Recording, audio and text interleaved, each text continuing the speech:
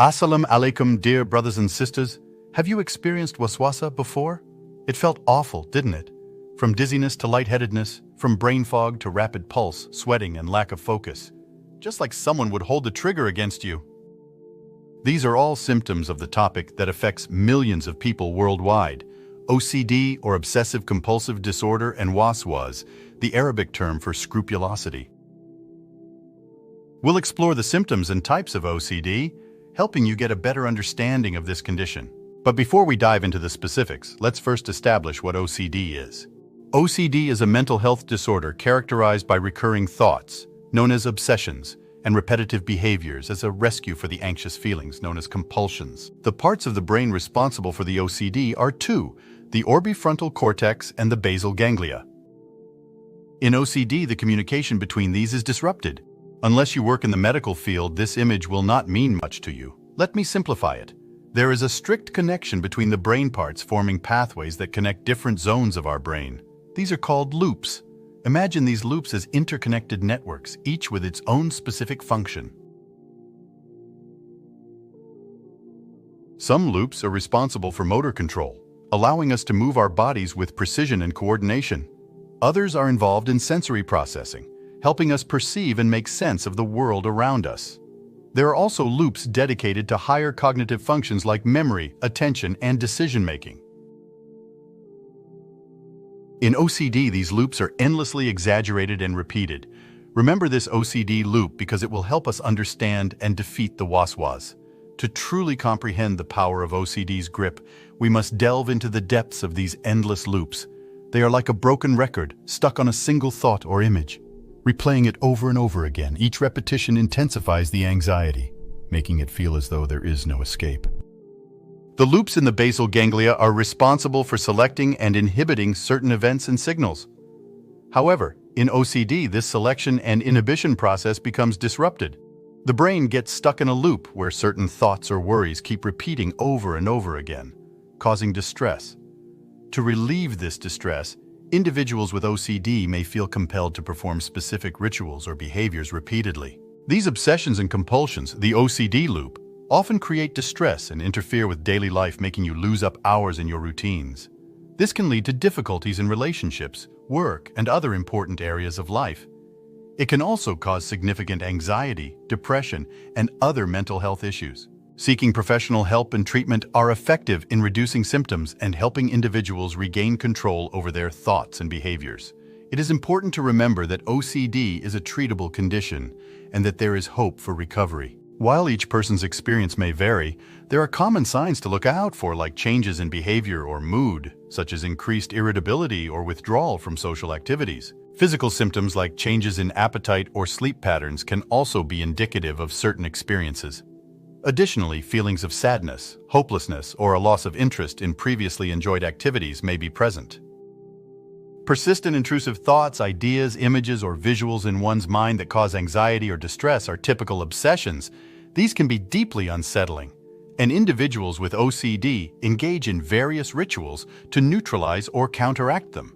They may constantly seek reassurance or perform these exercises to suppress these intrusive thoughts, which can significantly impact their daily functioning. These thoughts can revolve around cleanliness, orderliness, fear of harm, religious acts, or even taboo subjects. Compulsions, on the other hand, are the repetitive behaviors or mental acts performed to alleviate the anxiety caused by obsessions. However, giving in to compulsions only provides temporary relief and reinforces the cycle of obsessions and compulsions. OCD can be an exhausting condition. Compulsions may include excessive washing, exaggerated ritualistic purifications, counting, checking, or arranging objects or garments in a specific order. In Muslim communities, these involve meticulously arranging the prayer mat, obsessively checking the lines in prayer, or always fixing their garments while praying without the need to do so.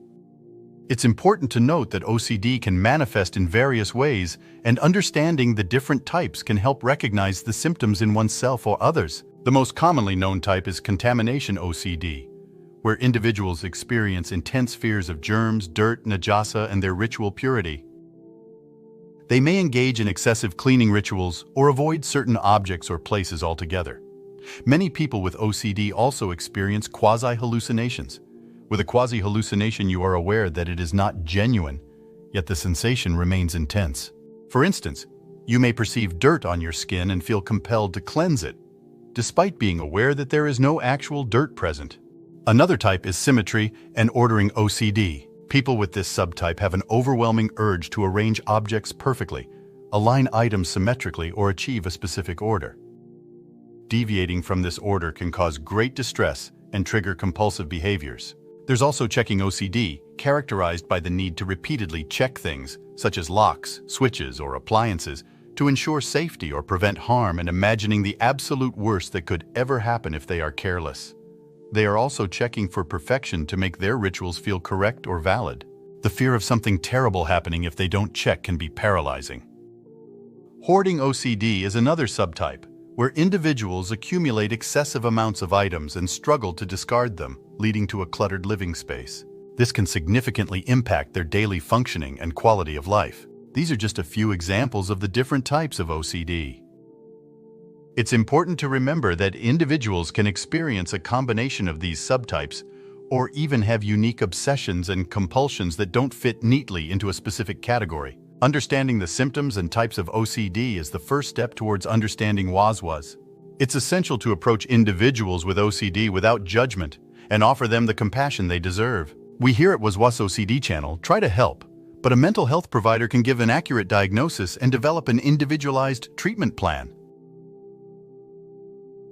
Treatment options often include therapy, such as cognitive behavioral therapy and exposure and response prevention, and in some cases, medication may be prescribed.